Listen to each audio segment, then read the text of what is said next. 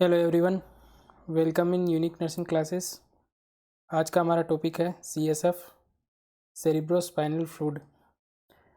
CSF के अंदर हम सीएसएफ के डिफरेंट नॉर्मल पैरामीटर, अब नॉर्मल क्लिनिकल फाइंडिंग्स और सीएसएफ फ्लो के बारे में हम डिस्कस करेंगे। इससे पहले हमने अभी तक नर्वस सिस्टम के अंदर नर्वस सिस्टम सबसे पहले मेडिकल सर्जिकल के अंदर स्टार्ट किया था। उसके अंदर हमने न्यूरोग्लिया और क्लासिफिकेशन के बारे में बात की थी। आज का जो हमारा टॉपिक है वो है सीएसएफ, जो एग्ज़ाम पॉइंट ऑफ व्यू से भी बहुत इम्पोर्टेंट है। सीएसएफ जिसका फुल फॉर्म जो है सेरिब्रो स्पाइनल फ्लूइड। इसमें हम डिफरेंट पैरामीटर के बारे में डिस्कस करेंगे कि कैसे सीएसएफ का सिक्रेशन कहाँ से होता है, कहाँ से अब्जॉर्प्शन होता है, कितना इसका नॉर्मल अमाउंट होता है, और सीएसएफ का जो फ्लो होता है जो एग्ज़ाम पॉइंट ऑफ व्यू से इम्पोर्टेंट है। यहाँ आप देख पा रहे हैं किस तरीके से सीएसएफ का फ्लो होता है। इस सारे पैरामीटर के बारे में हम डिस्कस करेंगे। सबसे पहले हम स्टार्ट करते हैं। इन क्वेश्चन के रिगार्डिंग हम बात करेंगे कि सीएसएफ क्या है, सीएसएफ का वॉल्यूम कितना होता है, कौन से जो नॉर्मल पैरामीटर और नॉर्मल फाइंडिंग्स होती है सीएसएफ के अंदर, सीएसएफ का फ्लो कैसा होता है और क्लिनिकल फाइंडिंग कैसे होती है। तो चलिए हम स्टार्ट करते हैं। तो सबसे पहले कि व्हाट इज़ सीएसएफ। सीएसएफ क्या है? सीएसएफ है सेरिब्रोस्पाइनल फ्लूइड, यानी कि एक टाइप का ये फ्लूइड है जो हमारे नर्वस सिस्टम के अंदर प्रेजेंट होता है। ये किसके अंदर प्रेजेंट होता है? हमारे सेंट्रल नर्वस सिस्टम के अंदर, जिसके अंदर दो पार्ट आते हैं, ब्रेन और स्पाइनल कॉर्ड। तो हम बोलेंगे कि CSF is a fluid present in the central nervous system, यानी कि सेंट्रल नर्वस सिस्टम के ब्रेन और स्पाइनल कॉर्ड के सब एरेक्नोइड स्पेस के अंदर ये फ्लो होता रहता है। कौन सी स्पेस? तो हम स्पेस की अगर बात करें तो ये हो गया हमारा सब एरेक्नोइड। हमने मेनिंजीज पढ़ा था, उसमें अलग अलग स्पेस के बारे में डिस्कशन किया था। आप पिछले लेक्चर में जाके देख सकते हैं ब्रेन मेनिंजीज के बारे में। वहाँ पे हमने अलग अलग हीमेटोमा और ब्रेन मेनिंजीज के बारे में बात करी थी। तो what is CSF? CSF is a fluid. तो आप देख पा रहे हैं नाम से सेरिब्रो का मतलब होता है ब्रेन, और स्पाइनल का मतलब होता है स्पाइनल कॉर्ड। यानी ब्रेन और स्पाइनल कॉर्ड के अंदर एक विशेष टाइप का फ्लूइड प्रेजेंट होता है। इसको हम क्या बोल देंगे? Cerebro spinal fluid. ब्रेन में लिम्फेटिक सिस्टम नहीं होता, इसलिए सीएसएफ को very very important lymph of central nervous system. तो सीएसएफ क्या है?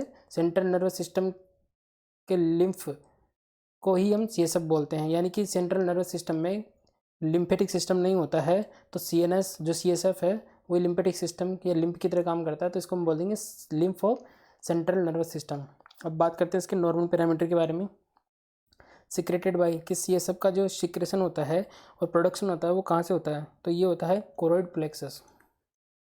पहला पॉइंट लिखिए, कोरोइड प्लेक्सस। जब अलग अलग बात करते हैं, सब ब्रेन के अंदर 4 ब्रेन वेंट्रिकल प्रेजेंट होते हैं। ब्रेन के अंदर 4 ब्रेन वेंट्रिकल प्रेजेंट होते हैं और उनके अंदर प्लेक्सस प्रेजेंट होता है, कोरोइड प्लेक्सस स्पेशल टाइप का, वो इसका प्रोडक्शन करता है। तो अगर क्वेश्चन आता है कि ब्रेन में सीएसएफ का प्रोडक्शन कहाँ से होता है, तो ब्रेन वेंट्रिकल्स के अंदर स्पेशल टाइप के नेटवर्क प्रेजेंट होता है सेल्स का, न्यूरोग्लिया का, उसको हम बोलते हैं कोरोइड प्लेक्सस। उससे सीएसएफ का प्रोडक्शन होता है, कोरोइड प्लेक्सस। इसमें हम न्यूरोग्लिया जब पढ़े थे, हमने बात करी थी एक स्पेशल टाइप की न्यूरोग्लिया होती है जो कि सीएसएफ के प्रोडक्शन में हेल्प करती है। वो होती है हमारी ependymal cells. Very very important exam point of view से। यानी ब्रेन वेंट्रिकल में एक स्पेशल टाइप की न्यूरोग्लिया प्रेजेंट होती है, एपिंडाइमल सेल, जो कि कोरोइड प्लेक्सस का फॉर्मेशन करती है और वही सीएसएफ का प्रोडक्शन करता है। तो हमारा पहला पॉइंट का जो आंसर हो गया सिक्रेटेड बाई है कोरोइड प्लेक्सस। अब हम बात करते हैं अब्जॉर्ब। अगर सीएसएफ का कांस्टेंट प्रोडक्शन हो रहा है तो इसका अब्जॉर्प्शन भी सेंट्रल नर्वस सिस्टम के अंदर अब इसका अब्जॉर्प्शन होता रहता है, और ताकि इसका कांस्टेंट अमाउंट जो कि बना रहे सेंट्रल नर्वस सिस्टम के अंदर, तो इसका अब्जॉर्प्शन होता है सब एरेक्नोइड विलाई। यानी कि सब एरेक्नोइड विलाई, यानी कि प्रोजेक्शन प्रेजेंट होते हैं सब एरेक्नोइड स्पेस में, वहाँ जाके सीएसएफ कंटिन्यूसली अब्जॉर्ब होता रहता है। उसको हम क्या बोल देंगे? सब एरेक्नोइड विलाई। जब हम सीएसएफ फ्लो की बात करेंगे तब हम आपको अच्छे से डायग्रामेटिक व्यू में दिखाएंगे किस तरीके से सीएसएफ का प्रोडक्शन होता है, फिर फ्लो होता है, उसके बाद में किस तरीके से सीएसएफ का अब्जॉर्प्शन होता है। तो secreted by choroid plexus, absorbed by subarachnoid villi. अब हम बात करते हैं कि नॉर्मल CSF का अमाउंट कितना होता है। नॉर्मल CSF का अमाउंट की बात करें तो हम इसका जो कॉन्स्टेंट अमाउंट होता है वो होता है इसका 120 ml। कितना होता है 120 ml। ये एग्जाम पॉइंट ऑफ व्यू से वन लाइन में पूछ लिया जाता है कि CSF का जो वॉल्यूम या अमाउंट की हम बात करें वो कितना होता है, वो होता है इसका 120 ml। अब फोर्थ पॉइंट हम बात करते हैं कि रेट ऑफ प्रोडक्शन, ये जो अमाउंट है वो कांस्टेंट अमाउंट है, यानी कि CSF इतना प्रेजेंट रहता ही है हमारे सबएरोक्नाइट स्पेस के अंदर। अब जो रेट ऑफ प्रोडक्शन की हम बात करें, यानी कि कितने ड्यूरेशन में कितना CSF का प्रोडक्शन कंटिन्यूसली होता रहता है, तो इसमें हम 3 पैरामीटर की बात करते हैं जिसमें से क्वेश्चन पूछे जा सकते हैं। पहला हो गया हमें पर मिनट कितना प्रोडक्शन होता है, तो पर मिनट लिख दीजिए 0.5 ml पर मिनट, 0.5 ml पर मिनट, यानी कि CSF continuously central nervous system के अंदर इसका प्रोडक्शन होता रहता है। कहाँ से, कोरोइड प्लेक्सस के अंदर एपेंडाइमल सेल्स होती है, उसका प्रोडक्शन करती रहती है। किस रेट से, 0.5 ml पर मिनट है। या फिर ओवरली हम बात करें तो 30 ml पर ओवर, यानी कि 1 घंटे के अंदर 30 ml CSF हमारी बॉडी के अंदर बनता रहता है, यानी ब्रेन के अंदर। और अगर एक दिन की बात करें, यानी कि एक दिन के यानी 24 आवर्स, यानी कि 1 डे के अंदर कितना प्रोडक्शन होता है, 720 ml, यानी 720 ml CSF का प्रोडक्शन एक दिन के अंदर होता है। तो हमने यहाँ पे प्रीवियसली बात करी थी कि जो इसका अमाउंट है वॉल्यूम ऑफ कांस्टेंट 120 ml होता है, लेकिन हम यहाँ देख पा रहे हैं कि लेकिन जो एक दिन के अंदर जो CSF का प्रोडक्शन हो रहा है वो 720 ml है। तो यानी कि 720 में से हम 120 अगर हम माइनस करते हैं तो ये होगा हमारा अमाउंट 500 ml, यानी कि इतना CSF वापस रीअब्जॉर्ब हो जाता है और कॉन्स्टेंट अमाउंट 120 ml ही बना रहता है। तो आप समझ पा रहे हैं कि प्रोडक्शन CSF का ज़्यादा होता है पर ओवरली और पर डे के हिसाब से, लेकिन कॉन्स्टेंट अमाउंट 120 ml होता है। बाकी जितना भी CSF एक्स्ट्रा है वो सबएरोक्नाइड विलाई में जाके ऑब्जर्व होता रहता है। तो ये हमारा रेट ऑफ प्रोडक्शन हो गया। आपको याद रखना है कि ओवरली अगर मिनट की बात करें तो 0.5 ml पर मिनट, 30 ml पर ओवर और 720 ml पर 24 आवर्स या पर डे के हिसाब से। अब हम बात करते हैं CSF प्रेशर, यानी कि CSF जब फ्लो करता है तो एक कॉन्स्टेंट प्रेशर वो सबएरोक्नाइड स्पेस के अंदर मेंटेन करके रखता है। तो वो प्रेशर कितना होता है, तो हम अगर जनरली हम इसकी बात करें, जनरली अगर हम बात करें तो ये प्रेशर होता है 10 to 15 सेंटीमीटर पर H2O। आपको इसको याद रखना है क्योंकि एग्जाम में बार बार CSF का अमाउंट और प्रेशर में से बार बार क्वेश्चन बनता है। तो ये हो गया आपका 10 to 15 सेंटीमीटर पर सेंटीमीटर H2O जो CSF का प्रेशर होता है। इसमें भी डिफरेंट पैरामीटर की हम बात करें, जैसे हम अगर यहाँ बात करें डिफरेंट पैरामीटर की, जैसे CSF का प्रेशर के हम बारे में बात कर रहे हैं, जो मैंने कांस्टेंट प्रेशर मैंने बताया 10 to 15 सेंटीमीटर H2O। ये एवरेज प्रेशर की हम बात कर रहे हैं। अगर हम लाइंग डाउन यानी कि पोजीशन के हिसाब से बात करें कि अगर पेशेंट लेटा हुआ है या नॉर्मल पर्सन है, अगर वो लाइंग डाउन यानी कि लेटा हुआ है तो उसके अंदर CSF का प्रेशर कितना होगा, तो वो होगा अपना 10 centimetre H2O lying down position. दूसरी पोजीशन की बात करें, अगर पेशेंट अपराइट पोजीशन में है, लाइंग डाउन पोजीशन में नहीं और अपराइट पोजीशन में है, तो दोनों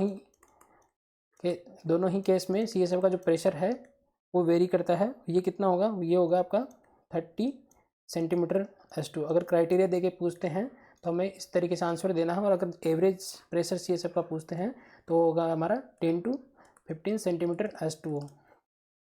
अब जो ये सेंटीमीटर ऑफ H2O की बात करें, अगर ये प्रेशर हमें mm ऑफ H2O के अंदर पूछे तो ये होगा हमारा answer 50 to 175 mm of H2O। ये हो गया हमारा CSF pressure mm of H2O के अंदर। और अगर CM ऑफ H2O यानी सेंटीमीटर ऑफ H2O में पूछे 10 to 15 है, तो ये आपको अलग अलग फाइंडिंग याद रखनी है। आपको एक चीज़ का ध्यान रखना है कि CSF प्रेशर ICP से अलग होता है। जो इंट्राक्रैनियल प्रेशर की हम बात करते हैं वो प्रेशर अलग होता है और CSF प्रेशर अलग होता है। वो अगर हम बात करें तो वो नॉर्मली होता है 5 to 15 mm ऑफ Hg। आपको इनकी यूनिट्स भी याद रखनी है। कई बार हमें जो है अमाउंट या हम ये याद रख लेते हैं, लेकिन हमें यूनिट के बारे में पता नहीं होता, तो आपको ये यूनिट रखना है। जो ICP होता है वो mm ऑफ Hg में मेज़र किया जाता है, और जो CSF का प्रेशर होता है वो सेंटीमीटर H2 या mm ऑफ H2O के अंदर मेज़र किया जाता है। तो ये सब चीज़ें आपको याद रखनी है। तो ये हमने डिफरेंट पॉइंट्स पे CSF में बात करी है कि कहाँ से उसका सिक्रेशन होता है, अब्जॉर्प्शन कहाँ से होता है, जो कांस्टेंट अमाउंट है वो 120 ml है, रेट ऑफ प्रोडक्शन यानी कि किस रेट से CSF का प्रोडक्शन होता है और CSF का प्रेशर कितना होता है। अब अलग अलग फाइंडिंग की हमने बात की है, CSF क्या है, वॉल्यूम क्या है, नॉर्मल फाइंडिंग इसकी हमने बात कर ली है। तो चलिए हम आगे बढ़ते हैं। अब CSF की नॉर्मल फाइंडिंग्स के बारे में बात करते हैं कि जो एग्जाम पॉइंट ऑफ व्यू से बहुत इंपॉर्टेंट है, किस तरीके से अब नॉर्मल फाइंडिंग देके क्वेश्चन पूछा जाता है CSF में। तो CSF का जो नॉर्मल कलर है, CSF का नॉर्मल कलर कलरलेस होता है, यानी CSF के अंदर CSF का जो कलर है वो एब्सेंट होता है, यानी उसके अंदर कोई भी कलर नहीं होता है, या इसी को हम बोलते हैं क्रिस्टल क्लियर, यानी कि बिल्कुल क्रिस्टल क्लियर होता है। CSF में कोई किसी प्रकार का कोई कलर प्रेजेंट नहीं होता है, या वाइट कलर, ये तीनों ही, अगर हम कलर की बात करें तो ये तीनों ही फाइंडिंग नॉर्मली CSF के अंदर प्रेजेंट होती है। CSF का कोई भी कलर प्रेजेंट नहीं होता है।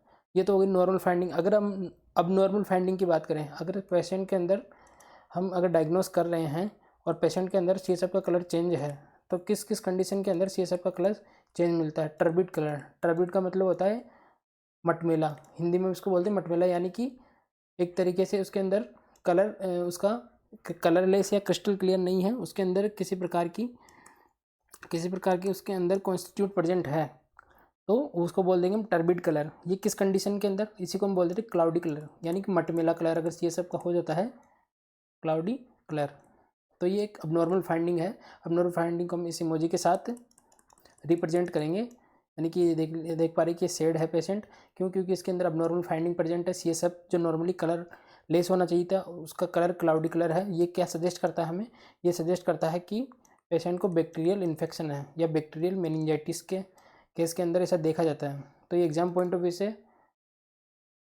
बहुत इंपॉर्टेंट है कि CSF का कलर चेंज होता है तो किस प्रकार की मेनिंजाइटिस या बैक्टीरियल वायरल मेनिंजाइटिस में किस तरीके से CSF के अंदर फाइंडिंग देखने को मिलती है। तो हमें याद रखना, नॉर्मल CSF का अगर कलर पूछ ले तो कलरलेस होता है, क्रिस्टल क्लियर या वाइट कलर होता है। तो हमारी पहली फाइंडिंग हो गई कलर के बारे में। हम दूसरी बात करते हैं कि RBC, क्या CSF के अंदर किसी प्रकार का RBC प्रेजेंट होता है। हमने प्रीवियसली बात करी कि कलरलेस होता है, इसका मतलब उसके अंदर RBC एब्सेंट होता है। तो नॉर्मल फाइंडिंग की बात करें, CSF के अंदर RBC एब्सेंट होता है नॉर्मली RBC एब्सेंट होता है, यानी CSF के अंदर कोई किसी प्रकार का अमाउंट RBC का प्रेजेंट नहीं होता है, कितना भी सेल्स का अमाउंट RBC का प्रेजेंट नहीं होता है। अब बात करते हैं हम अबनॉर्मलिटी की। अगर अबनॉर्मलिटी हमें RBC देखने को मिल रही है, अगर RBC प्रेजेंट है CSF के अंदर, तो ये क्या सजेस्ट करता है, ये क्लिनिकल फाइंडिंग के हिसाब से जब हम क्लिनिकल डायग्नोसिस करते हैं उसके लिए बहुत इंपॉर्टेंट है। तो ये हमें सजेस्ट करता है कि हेमरेजिक कंडीशन, यानी कि पेशेंट के ब्रेन के अंदर कहीं हेमरेज है और उसी की वजह से RBC का लीकेज CSF के अंदर हुआ, तो ये कैसे सजेस्ट करता है हेमरेज है। उसमें भी अगर मोस्ट कॉमन बात करें तो किस हेमरेज को ये सजेस्ट करता है, एग्जाम पॉइंट इससे इंपॉर्टेंट है, आप इसको क्वेश्चन लगा लीजिए। अगर CSF के अंदर RBC प्रेजेंट है तो वो सजेस्टिव है किस चीज़ का, मोस्टली सब एरेक्नोइड हेमरेज। हमने प्रीवियस लेक्चर में बात करी थी अलग अलग हेमरेज के बारे में, क्या क्या फाइंडिंग उनमें देखने को मिलती है। तो जो मोस्टली अगर RBC प्रेजेंट होती है CSF के अंदर तो क्या सजेस्ट करता है, वो आपका हो गया सब एरेक्नोइड हेमरेज। तो आपको ये चीज़ याद रखनी है। नॉर्मली हम बात करें तो एब्सेंट होता है, प्रेजेंट है तो वो हेमरेज को सजेस्ट करता है। ये हो गया हमारा सेकंड पैरामीटर। पहला पैरामीटर हमारा कलर हो गया, सेकंड हो गया हमारा RBC। थर्ड जो हम बात करेंगे WBC, जो नॉर्मल हम बात करते हैं सबसे पहले कि नॉर्मल CSF फाइंडिंग में क्या RBC प्रेजेंट WBC प्रेजेंट होती है या नहीं है। ये हो गया हमारा नॉर्मल फाइंडिंग एब्सेंट, यानी कि CSF के अंदर किसी प्रकार का कोई WBC काउंट हमें देखने को नहीं मिलता है। या फिर अगर माइनर अमाउंट की हम बात करें तो 0.5 सेल्स पर क्यूब mm, यानी कि नॉर्मली WBC CSF के अंदर एब्सेंट होती है, या फिर 0.5 सेल्स पर क्यूब mm से भी कम अमाउंट हमें WBC का देखने को मिलता है, तो वो एक नॉर्मल फाइंडिंग के अंदर आता है। लेकिन अगर इससे ज़्यादा है, अगर WBC काउंट 0.5 सेल्स पर क्यूब mm से ज़्यादा है तो वो अबनॉर्मल फाइंडिंग के अंदर आता है। तो हम देख लेते हैं कि ये अबनॉर्मल फाइंडिंग जो हमें किस चीज़ में देखने को मिलता है। अबनॉर्मलिटी हम इसकी देख लेते हैं। अबनॉर्मलिटी हम देख लेते हैं कि WBC अगर काउंट बढ़ा हुआ तो ये क्या सजेस्टिव है। अगर WBC काउंट इंक्रीज है, यानी कि WBC का काउंट 0.5 सेल्स पर क्यूब mm से अगर WBC का काउंट है तो क्या सजेस्टिव करता है, ये सजेस्टिव है बैक्टीरियल इन्फेक्शन को, या बैक्टीरियल मेनिंजाइटिस हम बोल सकते हैं। मोस्ट कॉमनली बैक्टीरियल इन्फेक्शन के अंदर WBC का काउंट CSF के अंदर देखने को मिलता है। ये डिफरेंट डायग्नोसिस हम CNS की अबनॉर्मलिटी या फिर नर्वस सिस्टम की अबनॉर्मलिटी में हम डायग्नोस्टिक वे में CSF का हम यूज करते हैं, इसलिए इसकी क्लिनिकल फाइंडिंग इंपॉर्टेंट है। तो हम बात करते हैं WBC अगर हम CSF के अंदर देख पा रहे हैं तो नॉर्मली जो है वो एब्सेंट होती है, लेकिन अगर प्रेजेंट है तो ये क्या सजेस्टिव है, ये सजेस्ट करता है कि इस पेशेंट को मोस्ट कॉमनली बैक्टीरियल इन्फेक्शन होने के चांसेस है। फर्दर हम इसको बाद में कंफर्म करेंगे, लेकिन ये सजेस्ट क्या करता है कि बैक्टीरियल इन्फेक्शन पेशेंट के अंदर प्रेजेंट हो सकता है। फोर्थ पैरामीटर की हम बात करते हैं कि CSF का जो ग्लूकोज कितना होता है, क्या CSF के अंदर ग्लूकोज प्रेजेंट होता है या नहीं है। इसमें से नोट सेट के अंदर या एम्स के अंदर बार बार क्वेश्चन पूछा जाता है CSF में ग्लूकोज की फाइंडिंग को लेकर, तो एग्जाम पॉइंट ऑफ व्यू से आप इसको क्वेश्चन लगा लीजिए, वेरी वेरी इंपॉर्टेंट है। इसमें सबसे ज़्यादा जो क्वेश्चन पूछा जाता है वो अबनॉर्मलिटी फाइंडिंग के अंदर से पूछा जाता है। तो हमें ये याद रखना है इसका जो नॉर्मल अमाउंट है 40 to 60 mg/dl, यानी CSF के अंदर ग्लूकोज का जो कांस्टेंट अमाउंट है ग्लूकोज का जो मेजरमेंट है वो हो गया 40 to 60 mg/dl। या ब्लड की हम बात करें तो ब्लड का कितना होता है, ब्लड का अगर फास्टिंग की बात करें तो वो होता है हमारा 70 to 110 mg/dl। ये हमारा ब्लड का अमाउंट है। इसका एक और फॉर्मूला होता है CSF का ग्लूकोज को मेजर करने का, यानी two third of random blood sugar, यानी कि हमारा ब्लड ग्लूकोज लेवल है उसका 2/3 CSF ग्लूकोज होता है। CSF ग्लूकोज उसके अंदर प्रेजेंट होता है। मान लीजिए हमारा जो RBS है, अगर 100 है तो उसका 2/3 क्या हो जाएगा, CSF का ग्लूकोज का मेजरमेंट हो जाएगा। तो हमें याद रखना है कि नॉर्मल CSF के अंदर जो ग्लूकोज का जो कंसनट्रेशन है, ग्लूकोज का जो अमाउंट है वो होता है 40 to 60 mg/dl। ये हो गया हम नॉर्मल फाइंडिंग, ये हम नॉर्मली बात कर रहे हैं। अब हम बात करते हैं कि अबनॉर्मलिटी की केस में क्या हमें देखने को मिलता है। इफ़ इंक्रीज, यानी कि CSF के अंदर 40 to 60 mg/dl इस अमाउंट से ज़्यादा अगर ग्लूकोज लेवल बढ़ा हुआ है CSF के अंदर, तो ये क्या सजेस्ट करता है, इसके अंदर अलग अलग हम पैरामीटर देखते हैं कि CSF के अंदर ग्लूकोज के इंक्रीज होने की क्या क्या रीज़न हो सकते हैं। तो सबसे पहले हम बात करें तो मोस्ट कॉमनली अगर आता है एग्जाम पॉइंट ऑफ व्यू से, तो पहला होगा हमारा वायरल मेनिंजाइटिस या वायरल इन्फेक्शन। अगर CSF ये फाइंडिंग देके पूछते हैं अगर CSF के अंदर ग्लूकोज बढ़ा हुआ तो क्या सजेस्ट करता है, ये हो गया हमारा वायरल मेनिंजाइटिस या वायरल इन्फेक्शन। एग्जाम पॉइंट से बहुत इंपॉर्टेंट है, आपको उसको क्वेश्चन लगाना है। ये बार बार क्वेश्चन पूछा जाता है कि अगर CSF में ब्लड ग्लूकोज लेवल बढ़ा हुआ है तो क्या क्लिनिकल सिग्निफिकेंस है उसका, तो वो वायरल मेनिंजाइटिस को, यानी वायरल मेनिंजाइटिस के केस के अंदर CSF के अंदर ग्लूकोज का कंसनट्रेशन बढ़ा हुआ रहता है। सेकेंड जो हम बात करते हैं DM यानी डायबिटीज़ मेलाइटिस के केस में भी CSF के अंदर ग्लूकोज का अमाउंट इंक्रीज होता है, हम बात कर रहे हैं इंक्रीज। और थर्ड जो होगा हमारा CNS ट्यूमर के अंदर। ये तीनों फाइंडिंग्स आपको याद रखनी है। किस तरीके से भी एग्जाम में क्वेश्चन पूछा जा सकता है, ये 3 फाइंडिंग दे दे और एक अबनॉर्मल फाइंडिंग दे दे जिसके अंदर ग्लूकोज नहीं बढ़ता है, तो आपको ये तीनों याद रखना। अगर मोस्ट कॉमनली प्रायोरिटी वाइज हमें देखना है तो वायरल इन्फेक्शन या वायरल मेनिंजाइटिस के अंदर CSF के अंदर ग्लूकोज अमाउंट बढ़ा हुआ रहता है। अब ये तो हो गया इंक्रीज। अब हम बात करते हैं डिक्रीज। अगर CSF के अंदर ग्लूकोज का अमाउंट डिक्रीज है तो ये क्या सजेस्टिव है, बैक्टीरियल इन्फेक्शन को, ये सजेस्टिव बैक्टीरियल इन्फेक्शन को। और यहीं से नोट सेट और एम्स के अंदर बार बार रिपीटेडली क्वेश्चन पूछा गया है कि बैक्टीरियल मेनिंजाइटिस या बैक्टीरियल इन्फेक्शन के अंदर क्या फाइंडिंग देखने को मिलती है। तो हमने बात करती कलर के अंदर टर्बिड कलर हो जाता है और ग्लूकोज लेवल CSF का कम हो जाता है, यानी कि जो 40 mg/dl से भी कम CSF का ग्लूकोज हमें देखने को मिलेगा किसके अंदर, बैक्टीरियल इन्फेक्शन के अंदर। इसको इस तरीके से आप याद रखिए कि अगर बैक्टीरिया CSF के अंदर ग्रो करता है तो वो ग्रो करने के लिए CSF का जो ग्लूकोज है उसको यूज करता है, इसीलिए CSF का ग्लूकोज बैक्टीरियल इन्फेक्शन या बैक्टीरियल मेनिंजाइटिस के अंदर कम देखने को मिलता है। ये एग्जाम पॉइंट ऑफ व्यू से वेरी वेरी इंपॉर्टेंट आपको याद रखनी है कि वायरल मेनिंजाइटिस के अंदर CSF का ग्लूकोज लेवल बढ़ जाता है और बैक्टीरियल इन्फेक्शन के अंदर CSF का ग्लूकोज लेवल डिक्रीज हो जाता है। नेक्स्ट पैरामीटर की हम बात करते हैं CSF प्रोटीन के बारे में। पहले हम नॉर्मली फाइंडिंग के बाद बात करते हैं कि नॉर्मली क्या CSF के अंदर CSF प्रोटीन प्रेजेंट होता है। जी, CSF के अंदर जो नॉर्मल अमाउंट होता है प्रोटीन का होगा 30 to 50 mg/dl। आपको इनकी यूनिट भी याद रखनी है। कई बार MOH2O या CMOH2O देख के कन्फ्यूज़ करने की कोशिश करते हैं एग्जाम में, तो आपको इनको साथ के साथ यूनिट भी याद करते रहना है। इसको क्वेश्चन लगा लीजिए, ये भी वेरी वेरी इंपॉर्टेंट है एग्जाम पॉइंट ऑफ व्यू से। नॉर्मल फाइंडिंग की बात करें तो CSF में प्रोटीन प्रेजेंट होता है 30 to 50 mg/dl। अब हम नॉर्मलिटी की बात करते हैं। अगर CSF के अंदर मोर देन 30 to 50 mg/dl, अगर इस फाइंडिंग से ज़्यादा या मोर देन हम बात करें मोर देन 50 से ज़्यादा अगर CSF प्रोटीन प्रेजेंट है तो ये क्या सजेस्टिव है। हमें 3 कंडीशन के अंदर CSF के अंदर प्रोटीन का जो नॉर्मल अमाउंट वो इंक्रीज मिलता है। पहला हो गया हमारा इन्फ्लामेटरी, कोई भी इन्फ्लामेटरी ब्रेन डिजीज़ है जैसे मेनिंजाइटिस या किसी प्रकार की इन्फ्लामेटरी ब्रेन डिजीज़ है, उसके अंदर ये देखने को हमें मिलता है increase amount of CSF protein. Second हो गया डीजनरेटिव ब्रेन डिसेंट्री यानी कि अल्जाइमर डिजीज़, जो हम बाद में आगे बात करेंगे, इनके अंदर भी हमें CSF का प्रोटीन इंक्रीज मिलता है। और थर्ड हम बात किया ऑटो इम्यून डिजीज़, यानी ऑटो इम्यून यानी बॉडी की इम्यूनिटी हमें खुद सेल्फ डिस्ट्रक्शन करने लग जाती है, और उस केस के अंदर भी हमें ऑटो इम्यून डिजीज़ के अंदर भी हमें CSF के अंदर, तो आपको नॉर्मल फाइंड CSF के अंदर प्रोटीन का जो अमाउंट है वो इंक्रीज मिलेगा इन कंडीशन के अंदर। तो आपको ये याद रखना कि नॉर्मली CSF के अंदर प्रोटीन कितना परसेंट होता है और अब नॉर्मल केस के अंदर किस तरीके से CSF का प्रोटीन इंक्रीज हो जाता है।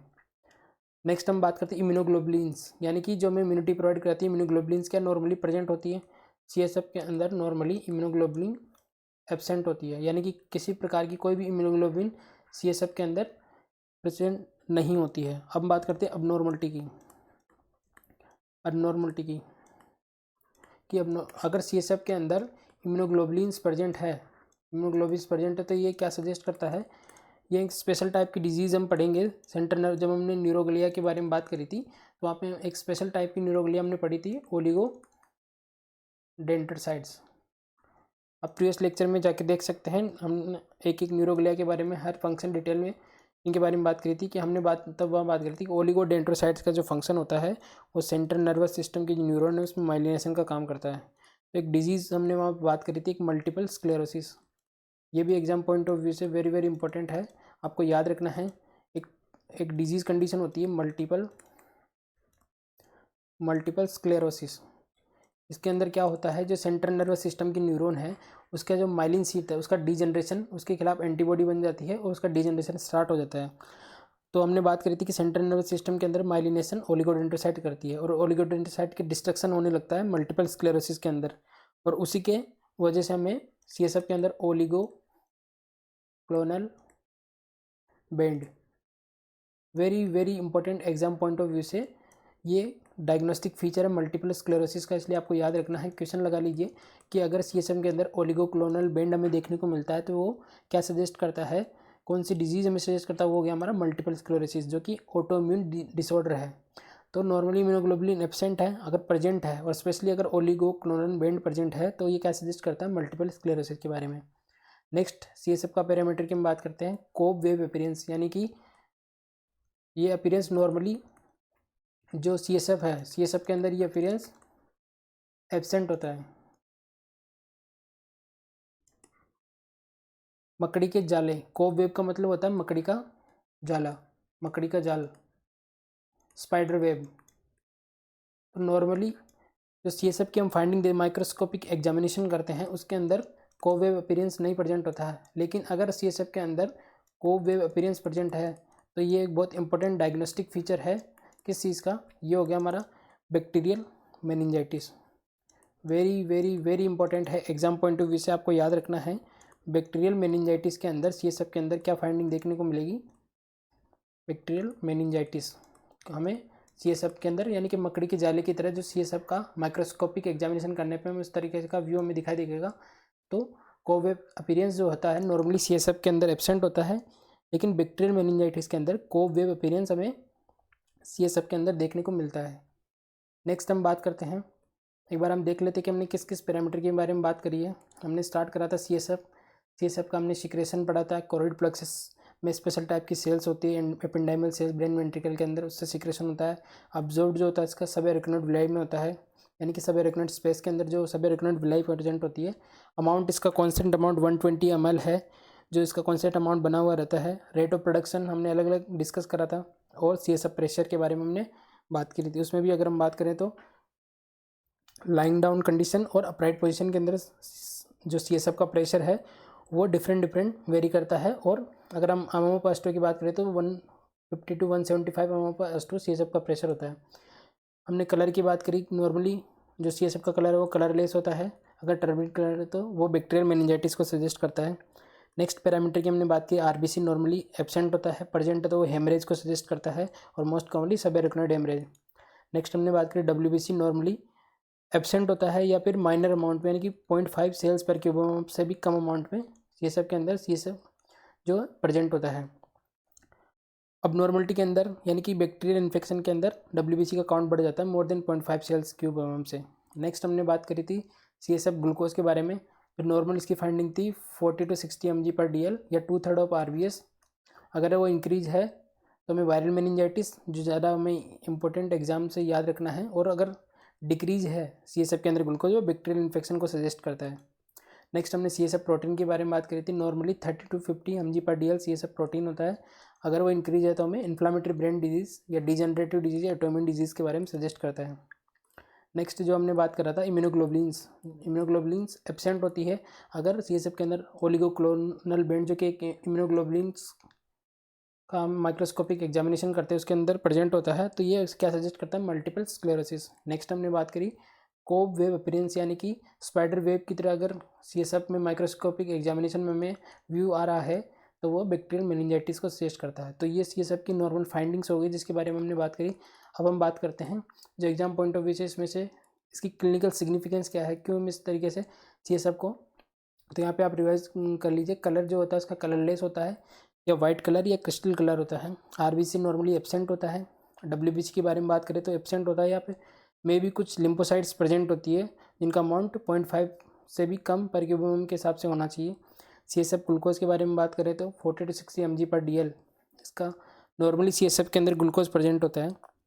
कोब वेव अपीयरेंस नॉर्मली एब्सेंट होता है, अगर प्रेजेंट है तो क्या सजेस्ट करता है, बैक्टीरियल मेनिंजाइटिस। और इम्यूनोग्लोबुलिन्स एब्सेंट होते हैं, अगर ओलिगोक्लोनल बैंड है तो क्या सजेस्ट करता है, मल्टीपल स्क्लेरोसिस। तो ये होगी CSF की नॉर्मल फाइंडिंग, इनको आपको याद रखना है। नेक्स्ट हम आगे बढ़ते हैं।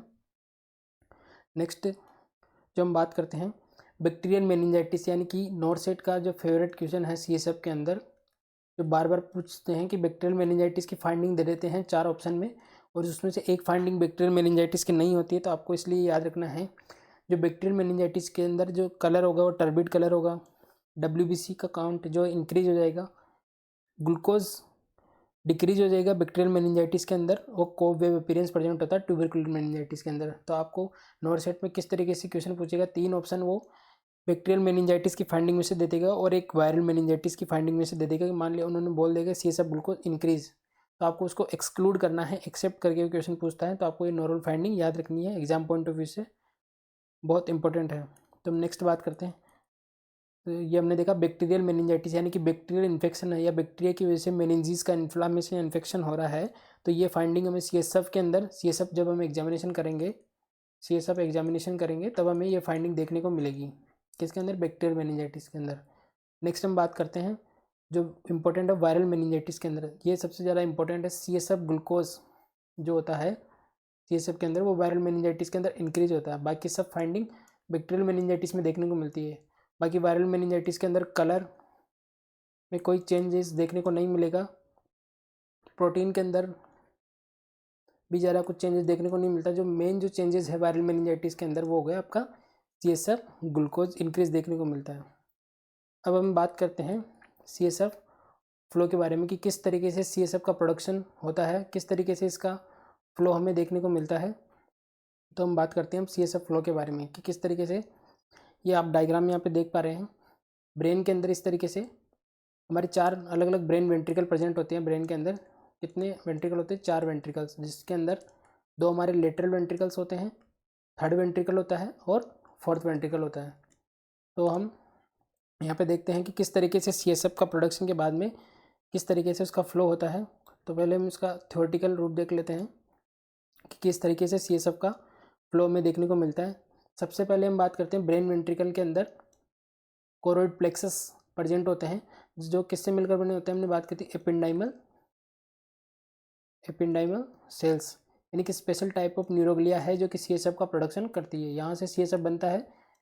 इस तरीके से कोरोइड प्लेक्सस के अंदर CSF बनता है। लेटरल वेंट्रिकल्स के अंदर सबसे पहले CSF का प्रोडक्शन स्टार्ट होता है, फिर लेटरल वेंट्रिकल से थर्ड वेंट्रिकल के अंदर CSF एंटर करता है। एक ओपनिंग प्रेजेंट होती है जिसको हम बोलते हैं फोरामेन ऑफ मुनरो या इंटरवेंट्रिकुलर फोरामेन।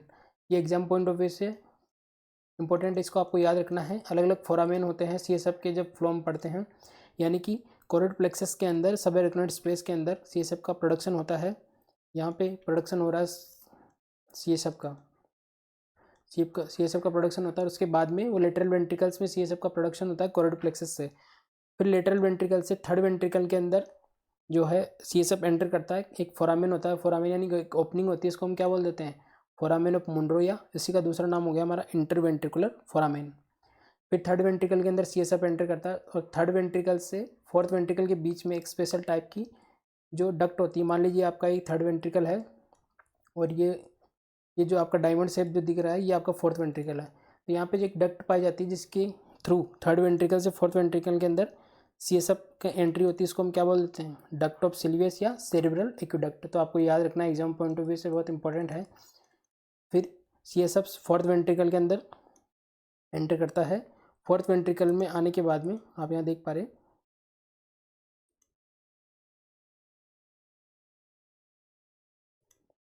फोर्थ वेंट्रिकल, यहाँ CSF फ्लो हम देख रहे हैं कि लेटरल वेंट्रिकल से थर्ड वेंट्रिकल के अंदर आया, थर्ड वेंट्रिकल से फोर्थ वेंट्रिकल में 3 ओपनिंग होती है। जैसे मान लीजिए ये आपका फोर्थ वेंट्रिकल है, इसमें ये फोर्थ वेंट्रिकल डायमंड से, इसमें 3 ओपनिंग आप देख पा रहे हैं। 2 लेटरल ओपनिंग होती है और एक इन्फीरियर साइड में एक ओपनिंग होती है। तो जो इन्फीरियर साइड में ओपनिंग होती है तो उसको बोलते हैं फोरामेन ऑफ मिगेंडी, यहाँ हम बात कर रहे हैं CSF फ्लो किस तरीके से। हमने ये बात करी थी कि सेंट्रल नर्वस सिस्टम के अंदर ही CSF का प्रोडक्शन होता है और अब्जॉर्प्शन होता है। तो कुछ इस तरीके से CSF का फ्लो होता है। जो ब्रेन के अंदर CSF का प्रोडक्शन होता है और स्पाइनल कॉर्ड तक हो जाता है और वहाँ से वापस सबएराकिनॉइड स्पेस में मूव करता हुआ सबएराकिनॉइड विलाई में उसका अब्जॉर्प्शन हो जाता है। तो फोरामेन ऑफ मिगेंडी जो एक फोरामेन है जिसकी वजह से फोर्थ वेंट्रिकल से स्पाइनल कॉर्ड के अंदर एंट्री करता है CSF। तो किसके थ्रू एंट्री करता है, वो हो गया हमारा cerebro medullary system. Exam point of view से ये बहुत इंपॉर्टेंट है। पहले के लेवल पे जो क्वेश्चन पूछे जाते थे वो फोरामेन ऑफ लस्का और मिगेंडी से पूछे जाते थे कि स्पाइनल कॉर्ड के अंदर जो है फोर्थ वेंट्रिकल से CSF कौन से फोरामेन से एंट्री करता हो, तो वो हो गया हमारा फोरामेन ऑफ मिगेंडी। लेकिन अब जो एडवांस लेवल पे जो क्वेश्चन पूछे जा रहे हैं कि किस सिस्टम के अंदर वो उनका प्रोडक्शन वो अब्जॉर्प्शन होता है, वो हो गया हमारा सेरिब्री मेडुलरी सिस्टम। तो आप इस तरीके से आप डायग्राम में आप देखिए अच्छे से आप समझ पाएंगे। यहाँ पे हम बात कर रहे थे 2 ब्रेन वेंट्रिकल, फर्स्ट और सेकंड आप यहाँ पे देख पा रहे हैं। दोनों ब्रेन वेंट्रिकल के बीच में एक सेप्टम प्रेजेंट होता है जो इनको अलग करता है। तो उसको हमने बोल दिया सेप्टम पेलुसिडम या लूसिडम भी उसका दूसरा नाम है। तो आपको ये फ्लो चार्ट अच्छे से याद करना है। दोनों ब्रेन वेंट्रिकल में कोरोइड प्लेक्सस होते हैं। यहाँ से आप देख पा रहे हैं कि इस एरो के साथ में आप देख पा रहे हैं यहाँ पे CSF का प्रोडक्शन हो रहा है। फिर जो फर्स्ट और सेकेंड वेंट्रिकल है वो थर्ड वेंट्रिकल के अंदर CSF को कंटिन्यूसली CSF का फ्लो हो रहा है। आप एरो के साथ में आप देख पा रहे हैं। तो जो लेटरल वेंट्रिकल्स है उससे थर्ड वेंट्रिकल में एंट्री करने के लिए एक फोरामेन प्रेजेंट होता है बीच में, उसको हमने क्या बोल दिया, फोरामेन ऑफ मुनरो। जो फर्स्ट फोरामेन हो गया हमारा फोरामेन मुनरो और इसी का दूसरा नाम हो गया इंटरवेंट्रिकुलर फोरामेन। तो यहाँ देख पा रहे हैं ये हो गया थर्ड वेंट्रिकल से और फोर्थ वेंट्रिकल के बीच में आप देख पा रहे हैं थर्ड वेंट्रिकल ये राउंड शेप है और फोर्थ वेंट्रिकल डायमंड शेप में हमें देखने को मिल रहा है। तो थर्ड वेंट्रिकल और फोर्थ वेंट्रिकल के बीच में एक डक्ट प्रेजेंट होती है, एक नली प्रेजेंट होती है, इसको हम क्या बोल देते हैं, डक्ट ऑफ सिल्वियस, या इसी का दूसरा नाम हो गया सेरिब्रल एक्वेडक्ट। ये आपको याद रखना एग्जाम पॉइंट ऑफ व्यू से। जितने भी फोरामेन और एक्वेडक्ट इस डायग्राम में जितनी भी चीज़ें हैं एग्जाम पॉइंट ऑफ व्यू से बहुत इंपॉर्टेंट है। तो आपको CSF का फ्लो है याद रखना है। लेटरल वेंट्रिकल में कोरोइड प्लेक्सस प्रेजेंट होते हैं, वहाँ CSF का प्रोडक्शन होता है। वो थर्ड वेंट्रिकल में आते हैं दोनों लेटरल वेंट्रिकल्स किसके द्वारा, फोरामेन ऑफ मुनरो या इंटरवेंट्रिकुलर फोरामेन के थ्रू। थर्ड वेंट्रिकल में आने के बाद में यहाँ पे फिर जो कोरोइड प्लेक्सस है फर्दर इसमें CSF और ऐड करता है और थर्ड वेंट्रिकल से फोर्थ वेंट्रिकल के अंदर CSF का ट्रांसफ़र होता है, बीच में एक डक्ट प्रेजेंट होती है थर्ड और फोर्थ वेंट्रिकल की, उसको हम बोल देंगे डक्ट ऑफ सिल्वियस, इसी का दूसरा नाम हो गया सेरेब्रल एक्वेडक्ट। फिर हम बात करते हैं फोर्थ वेंट्रिकल में। फोर्थ वेंट्रिकल में CSF ओवरहेड होता है क्योंकि यहाँ भी कोरोइड प्लेक्सस प्रेजेंट होते हैं, यानी कि हर वेंट्रिकल के अंदर कोरोइड प्लेक्सस प्रेजेंट होता है जो CSF और उसके अमाउंट में ऐड करता रहता है। जब लास्ट में जब CSF फोर्थ वेंट्रिकल के अंदर पहुँचता है, जब आप देख पा रही जो डायमंड शेप है, वहाँ पे 3 ओपनिंग होती है। आपको यहाँ पे मैं बना के दिखा देता हूँ, ये कुछ इस तरीके से, उस तरीके से, एक तरीके से 4 ओपनिंग होती है इसके अंदर। ये 4 ओपनिंग आप देख पा रहे हैं। इस ओपनिंग के थ्रू CSF एंटर करता है फोर वेंट्रिकल के अंदर। फिर उसके बाद में 2 लेटरल साइड पे ओपनिंग है कुछ इस तरीके से, और एक इन्फीरियर साइड में ओपनिंग है। तो यहाँ पे जब CSF पहुँच जाता है फोर्थ वेंट्रिकल में, यहाँ से जो लेटरल ओपनिंग है, लेटरल ओपनिंग के थ्रू वापस ब्रेन के सब एरोनॉइड स्पेस में जाके, जैसे आप देख पा रहे हैं यहाँ पे हम इस जगह की बात कर रहे हैं, जो आप ग्रीन कलर की एरो से आप देख पा रहे हैं, जहाँ के मैं आपको डायग्राम में आप देख पा रहे हैं, यहाँ से CSF वापस लेटरली मूवमेंट करता हुआ ब्रेन के अंदर जाता है, और यहाँ पे सब एरोनॉइड स्पेस प्रेजेंट होता है, सब एरोनॉइड विलाई, जहाँ हमने बात करी थी पॉइंट के अंदर की सब जिसका अब्जॉर्प्शन जो है CSF का, वो सब एरोनॉइड विलाई के अंदर होता है। तो यहाँ जाके CSF का अब्जॉर्प्शन होता रहता है, और कॉन्स्टेंट अमाउंट जो CSF का 120 ml वो प्रेजेंट रहता है। ये इन्फीरियर ओपनिंग को हमने बोल दिया था फोरामेन ऑफ लस्का, जहाँ पे यहाँ देख पा रहे हैं फोरामेन ऑफ लस्का, यानी कि जो फोर्थ वेंट्रिकल में जो लेटरल साइड में जो ओपनिंग होती है, 2 ओपनिंग होती है, उनको हम बोल देंगे फोरामेन ऑफ लस्का, जिसके थ्रू CSF वापस सब एरोनॉइड स्पेस में मूव होते हुए सब एरोनॉइड विलाई में जाता है, और वहाँ पे इसका अब्जॉर्प्शन हो जाता है। अब आप देख रहे हैं इन्फीरियर साइड में इसकी एक ओपनिंग है, जिसके थ्रू स्पाइनल को ब्रेन, मान लीजिए हमारा ब्रेन है कुछ इस तरीके से, मैं आपको इसको अच्छे से यहाँ पे बना के दिखाता हूँ। तो मान लीजिए ये हमारे जो दोनों लेटरल वेंट्रिकल्स है, यहाँ पे CSF का प्रोडक्शन हो रहा है। फिर हमने एक बात की कि यहाँ पे एक फोरामेन होता है, तो इसको मैंने बोला फोरामेन ऑफ मुनरो। फिर ये हो गया हमारा थर्ड वेंट्रिकल जो राउंड शेप में है, और ये हमारा जो डायमंड शेप में है, कुछ इस तरीके से हमारा CSF का फ्लोट चार्ट होता है। तो हमने अलग अलग फोरामेन की बात करी, यहाँ पे हम बात करें, ये हो गया हमारा फोर्थ वेंट्रिकल। तो इसी को हम माइक्रोस्कोपिक स्ट्रक्चर है इसकी देखें तो हमें 4 ओपनिंग इसमें देखने को मिलती है। एक अपर साइड में जो ओपनिंग होती है, जिसके थ्रू थर्ड वेंट्रिकल से CSF फोर्थ वेंट्रिकल में एंट्री करता है। 2 लेटरल ओपनिंग होती है, जिनको हमने बोल दिया फोरामेन ऑफ, जिसको हमने बोला फोरामेन ऑफ लस्का। ये काउंट में कितना होता है, फोरामेन ऑफ लस्का कितने होते हैं, 2।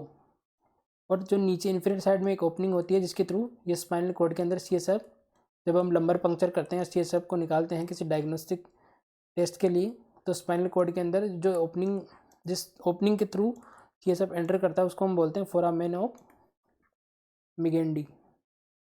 आपको अलग अलग नाम याद रखने हैं फोरामेन के, एग्जाम पॉइंट ऑफ व्यू से बहुत इंपॉर्टेंट है। जैसे आप ये आपका ब्रेन है, कुछ इस तरीके से आप देखिए, ये आपका ब्रेन है और ये आपकी स्पाइनल कॉर्ड है। आप रफली डायग्रामेटिक रिप्रेजेंटेशन में देख ली, तो मान लीजिए यहाँ से ये सब का प्रोडक्शन हो रहा है ब्रेन के अंदर, ये सब कंटिन्यू मूव कर रहा है। जो फोरामेन ऑफ प्लस का है, उस जो लेटरल ओपनिंग है जो आप यहाँ पे देख पा रहे हैं, ये ओपनिंग किस काम में आएगी, जो एक्स्ट्रा CSF है वो इसमें मूव करेगा, और यहाँ पे ब्रेन के पोस्टीरियर साइड में एक अरेक्नॉइड विलाई प्रेजेंट होता है, अरेक्नॉइड विलाई, इसके अंदर CSF का अब्जॉर्प्शन हो जाता है, जो एक्स्ट्रा CSF जो बन रहा है। तो जो फोरामेन ऑफ प्लस का है, फोर्थ वेंट्रिकल से फोरामेन ऑफ प्लस का ओरिजिनेट होता है, वहाँ पे एक्स्ट्रा CSF है जो लिटरली मूव करता है और सब एरोनॉइड स्पेस में जाके अब्जॉर्ब हो जाता है। अब ये है हमारा स्पाइनल कॉर्ड, इसकी हम बात कर रहे हैं, हो गया हमारा स्पाइनल कॉर्ड। तो इसके अंदर भी हमें CSF सब एरोनॉइड स्पेस के अंदर ये सब देखने को मिलता है। तो जो ब्रेन से स्पाइनल कॉर्ड के अंदर जिस फोरामेन के थ्रू एंट्री करती है, उसको हम क्या बोलते हैं, फोरामेन ऑफ मिगेंडी। इसी के हम यहाँ पे, यही फोरामेन की बात हम यहाँ पे कर रहे हैं कि ब्रेन से स्पाइनल कॉर्ड के अंदर, ये आपकी स्पाइनल कॉर्ड यहाँ से स्टार्ट होती है, तो फोर्थ वेंट्रिकल से स्पाइनल कॉर्ड के अंदर नीचे अगर CSF का फ्लो हो रहा है, तो वो किस फोरामेन से एंटर करता है, वो foramen of Magendie. Complete spinal cord के अंदर CSF फ्लो करने के बाद यहाँ पर वापस सब एरोनॉइड स्पेस से ब्रेन के पोस्टीरियर पार्ट में जाता है, और वहाँ पे उसका अब्जॉर्प्शन होता रहता है। तो मान लीजिए आपका ये ब्रेन है, कुछ इस तरह से ब्रेन है, और ये आपके स्पाइनल कॉर्ड है। तो यहाँ पे आपका एक प्रोजेक्शन पर hair like finger projection present होते हैं, इसको हमने क्या बोल दिया, इसको बोल दिया हमने सब एरोनॉइड विलाई। तो आप यहाँ पे देख पा रहे हैं कि CSF का प्रोडक्शन हो रहा है, जहाँ पे ये 2 वेंट्रिकल है, ये थर्ड वेंट्रिकल, यहाँ से फोर्थ वेंट्रिकल, और फोर्थ वेंट्रिकल से फिर स्पाइनल कॉर्ड के अंदर CSF जा रहा है। तो CSF का फ्लो होने के बाद में वापस जो CSF का जो अब्जॉर्प्शन होता है वो सब एरेक्नोइड स्पेस में, CSF एक्स्ट्रा स्पेस में, एक्स्ट्रा जो CSF है वो सब एरेक्नोइड विलाई के अंदर जाकर अब्जॉर्ब होता रहता है। तो आप यहाँ पे डायग्राम में आप अच्छे से समझ पा रहे होंगे कि किस तरीके से जो हम बात कर रहे हैं CSF के प्रोडक्शन और उसके अब्जॉर्प्शन किस तरीके से उसका फ्लो होता है। तो आप यहाँ पे देख पा रहे हैं कि किस तरीके से वेंट्रिकल्स के थ्रू, थर्ड वेंट्रिकल में वो फोरामेन ऑफ मुनरो के थ्रू आता है, और थर्ड से फोर्थ में फोरामेन ऑफ डक्ट ऑफ सिलिवियस के थ्रू एंट्री करता है, और वहाँ पे फोर्थ वेंट्रिकल में 3 या 4 ओपनिंग होती है। जो लेटरल ओपनिंग होती है उनको बोलते हैं फोरामेन ऑफ लस्का। आपको लेटरल में एल आता है और लस्का में भी एल आता है, तो आपको इस तरीके से याद रखना कि लेटरल ओपनिंग को हम बोलेंगे लस्का, फोरामेन ऑफ लस्का, और मिगेंडी आपको जो मिडल ओपनिंग होती है, तो आप एम से मिडल आपको याद रखना है।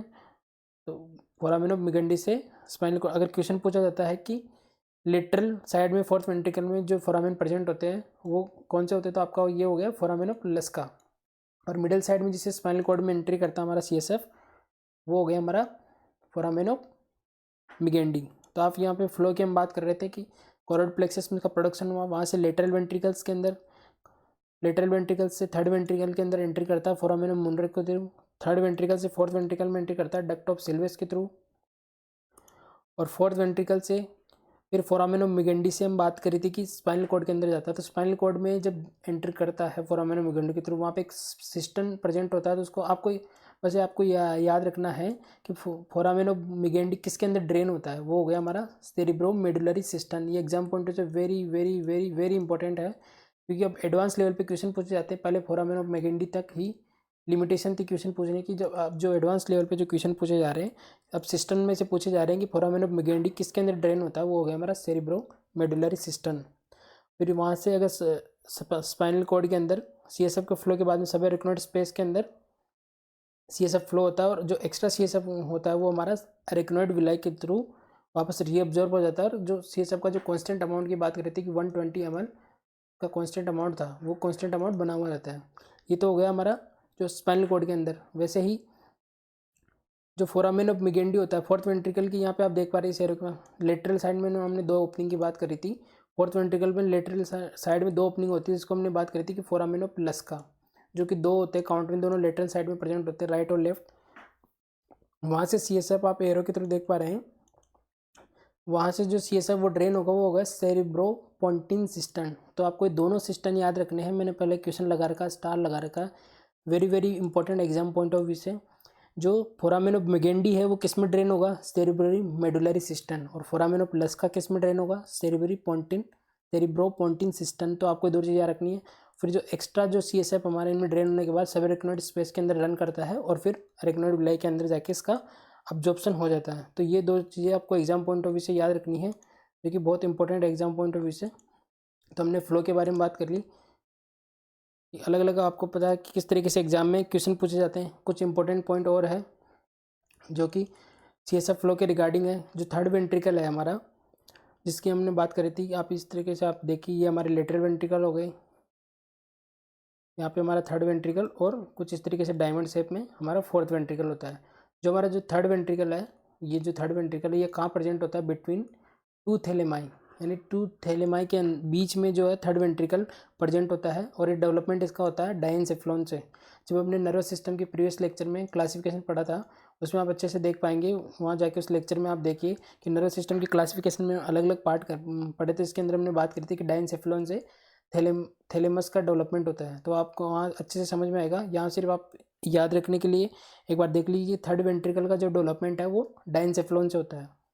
फिर हमने बात करी जो ये सेरिब्रल एक्विडक्ट है, जिसके थ्रू थर्ड वेंट्रिकल से फोर्थ वेंट्रिकल में CSF की एंट्री होती है, वो प्रेजेंट होती है दोनों मिड ब्रेन के बीच में, मिड ब्रेन वाले एरिया के at the level of mid brain cerebral aqueduct present होती है। और ये किससे डेवलपमेंट होता है इसका, मेसेनसेफ्लॉन। ये आप क्लासिफिकेशन देखेंगे तो आपको अच्छे से याद हो पाएगा। फिर इसके बाद में फोर्थ वेंट्रिकल प्रेजेंट होता है पॉन्स और सेरिबेलम के बीच में। तो एग्जाम में अभी ये लेटेस्ट ये क्वेश्चन पूछे जा रहे हैं, इनका जो लैंडमार्क पूछा जा रहा है कि फोर्थ वेंट्रिकल किस जगह सिचुएटेड होता है, तो आपको याद रखना है प्रेजेंट बिटवीन पॉन्स और सेरिबेलम। और इसका जो डेवलपमेंट होगा वो मेटेनसेफ्लॉन, जो हमने बात करी थी क्लासिफिकेशन में, अलग अलग क्लासिफिकेशन डायनसेफ्लॉन, मेसेनसेफ्लॉन, आप क्लासिफिकेशन वाला लेक्चर जाके देखिए, वहाँ पे आपको अच्छे से समझ में आएगा कि किस तरीके से नर्वस सिस्टम का क्लासिफिकेशन है।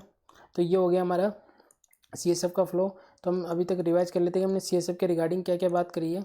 पहले हमने बात करी कि CSF का जो किस किस पॉइंट पे हमने बात करी कि किस तरीके से सिक्रेशन होता है, अब्जॉर्प्शन कहाँ से होता है, अमाउंट कितना होता है, रेट ऑफ प्रोडक्शन CSF, यानी कि CSF में से जितने भी question exam point of view से और थ्योरेटिकल अप्रोच में, अगर किसी एकेडमिक स्टूडेंट को थ्योरेटिकल अप्रोच में अगर ये क्वेश्चन चाहिए तो वो भी इसके लिए अच्छे से हेल्पफुल साबित होंगे। तो जो हमारा CSF है, सेरेब्रोस्पाइनल फ्लूइड जिसको हम बोलते हैं, ये ब्रेन स्पाइनल कॉर्ड के अंदर स्पेशल टाइप का फ्लूइड प्रेजेंट होता है, उसको हम क्या बोलते हैं, सेरेब्रोस्पाइनल फ्लूइड। ये लिम्फ है सेंट्रल नर्वस सिस्टम का। तो हमने इन पॉइंट्स में हमने अलग अलग डिस्कस किया था कि कलर, उसके पैरामीटर के बारे में हमने बात करी थी कि CSF का नॉर्मल कलर क्या होता है, RBC उसके अंदर प्रेजेंट होती है, एब्सेंट है प्रोटीन, और अलग अलग bacterial meningitis, CSF glucose, viral meningitis, इन टॉपिक के बारे में हमने अच्छे से डिस्कस किया है। और जो सबसे इंपॉर्टेंट होता है जो CSF का फ्लो, जिसमें सबसे ज़्यादा कन्फ्यूजन हमें देखने को मिलता है, ये होगा हमारा CSF की जितनी भी नॉर्मल फाइंडिंग है, इसका आप स्क्रीनशॉट ले सकते हैं। आपको ये याद रखने के लिए आप इसमें से नोट्स बना सकते हैं। जो नेक्स्ट हमने जो CSF फ्लो के बारे में बात करी थी कि किस तरीके से CSF का फ्लो होता है, तो CSF का जो प्रोडक्शन में से क्वेश्चन आए तो कहाँ से प्रोडक्शन होता है, तो प्रोडक्शन में जैसे मान लीजिए आपके पास क्वेश्चन आता है कि CSF का जो प्रोडक्शन है वो कहाँ होता है, तो आपके तीनों आंसर सही होंगे। वेंट्रिकल्स, सबसे पहले जो होता है वेंट्रिकल्स, मान लीजिए एक वेंट्रिकल है, ये मान लीजिए एक वेंट्रिकल है, ब्रेन वेंट्रिकल। तो सेकंड जो आंसर होगा हमारा, पहला आंसर होगा वेंट्रिकल्स, एक वेंट्रिकल्स के अंदर हमारा CSF प्रोडक्शन होता है। दूसरा हमारा होगा कोरोइड प्लेक्सस, ये भी हमारा स्पेसिफिक, ये भी आंसर है कोरोइड प्लेक्सस, यानी कि इसके अंदर स्पेशल टाइप की एपिंडाइमल सेल्स होती है जो एक प्लेक्सस बनाती है और इसी से लीकेज होता रहता है CSF का, और CSF का प्रोडक्शन होता रहता है। तो इनको क्या बोल देते हैं हम, कोरोइड प्लेक्सस। हर ब्रेन वेंट्रिकल के अंदर प्रेजेंट होता है, जो जितने भी 4 ब्रेन वेंट्रिकल है उसके अंदर प्रेजेंट होता है। और तीसरा अगर स्पेसिफिकली क्वेश्चन पूछा जाए तो एपिंडाइमल सेल्स, कौन सी सेल्स, कौन सी टाइप की न्यूरोग्लिया जो CSF प्रोडक्शन में हेल्प करती है, वो हो गया एपिंडाइमल सेल्स। आप प्रीवियस लेक्चर में न्यूरोग्लिया में जाके देखेंगे, हर एक न्यूरोग्लिया का इंपॉर्टेंट क्वेश्चन बनता है, वो हमने डिस्कस करा था प्रीवियस लेक्चर में, जाके इसको रिवाइज कर सकते हैं। तो हमारा जो CSF प्रोडक्शन है, तो तीनों ही आंसर हमारे सही होंगे। ब्रेन वेंट्रिकल्स, उसमें स्पेसिफिकली बात करें तो कोरोइड प्लेक्सस, और उसमें अगर सेल की बात करें तो एपिंडाइमल सेल। तो ये हो गया हमारा CSF, जिसके बारे में हमने अलग अलग बैक्टीरियल और वायरल मेनिंजाइटिस और CSF फ्लो के अंदर जो आपका एग्जाम पॉइंट ऑफ व्यू से। एक और चीज़ मैं आपको बता देता हूँ कि जो अगर क्वेश्चन आता है कि foramen of Magendie, foramen of मिगेंडी, अब आपको पता चल गया होगा फोरामेन ऑफ मिगेंडी से जो CSF वो स्पाइनल कॉर्ड के अंदर एंटर करता है, तो किसके अंदर ड्रेन होता है, अगर ये क्वेश्चन आता है तो फोरामेन ऑफ मिगेंडी किसके अंदर ड्रेन होता है, तो ये हो गया हमारा cerebro medullary system. Exam point of view से बहुत इंपॉर्टेंट है, इसको आपको याद रखना है, सेरिब्रो मेडुलरी सिस्टम। वैसे ही ये हमने फोर्थ वेंट्रिकल की बात करी थी, तो ये हो गया हमारा फोरामेन ऑफ मुनरो, और ये जो लेटरल साइड में जो ओपनिंग होती है इनको हमने बोला था फोरामेन ऑफ लस्का। आपको L से L याद रखता है, फोरामेन ऑफ लस्का, लस्का में भी L है और लेटरल में भी L, तो जो लेटरल ओपनिंग है उसको हम बोल देंगे फोरामेन ऑफ लस्का। तो आपको L पे ज़रा ध्यान देना है। तो ये किसके अंदर ड्रेन होता है, ये होता है हमारा cerebro medullary, sorry cerebro pontine system. तो आपको ये दो सिस्टम याद रखने हैं जो एडवांस लेवल पे अब जो CSF के अंदर क्वेश्चन पूछे जा रहे हैं। पहले प्रीवियसली जो क्वेश्चन पूछे जाते थे वो फोरामेन में पूछे जाते थे, और अब जो क्वेश्चन पूछे जा रहे हैं वो सिस्टम पे हैं। तो आपको ये दोनों सिस्टम याद रखने हैं। बाकी आपको इस फ्लो चार्ट का आप स्क्रीनशॉट ले सकते हैं और इसको याद कर सकते हैं अच्छे से किस तरीके से CSF का फ्लो में देखने को मिलता है। जिसके अंदर जो मैंने क्वेश्चन लगा रखा है, रेड बॉक्सेस बना रखे हैं, ये इंपॉर्टेंट फोरामेना जो आपको याद रखना है। और कौन कौन सी जो डक्ट होती है, cerebral aqueduct, duct of Sylvius, foramen of Luschka, foramen of Magendie, foramen of Monro, foramen of Luschka, ये सारी चीज़ें आपको अच्छे से याद हो जानी चाहिए था। तो ये था हमारा कंप्लीट रिव्यू CSF के बारे में। नेक्स्ट टॉपिक हम सेरिब्रम के बारे में डिस्कस करेंगे।